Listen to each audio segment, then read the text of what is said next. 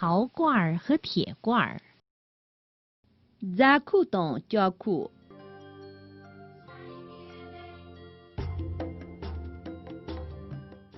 同学们，你们好，我们又见面了，欢迎收看快乐汉藏语。我们先来复习一下上节课所学的内容。老主座，今年老大了几把干苏和，但俺自己老着些经验，头妈的老的公民弄的能下就这些。下用，随便，随便。这个的，这个的。算数，算数。章句，章句。懂得，懂得。黑吧，黑吧。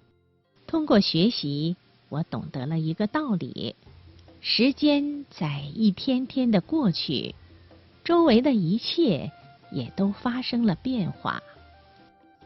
老不用就得，对这呢，年不认着三桌子月了，年过着下个南中，月东桌子月比连带的你细想。同学们，今天我们要学习一篇童话故事。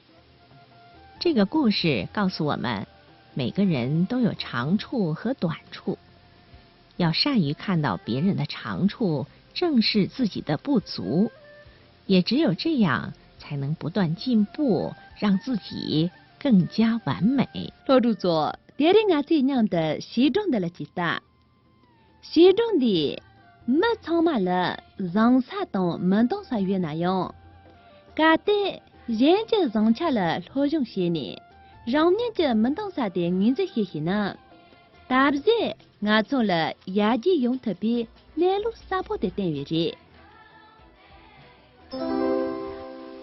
名字啥吧？骄傲，俺家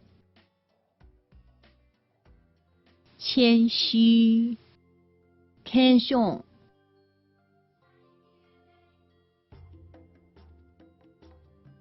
神气，弱娘，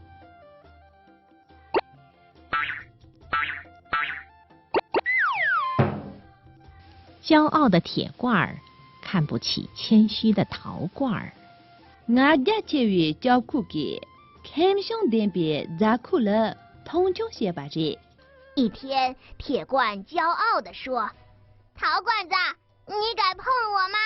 你妈记了，叫苦这月吧的咋苦了？这俺了，头挨拍些你给家这吧的。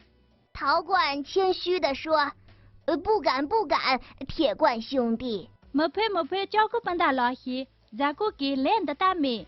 铁罐带着轻蔑的神气说：“我就知道你不敢，懦弱的东西。”叫苦给通情个能把动，能往通些呢，把妹踏下去，没配着你哈过，谁话是呀？我确实不敢碰你，但不是懦弱。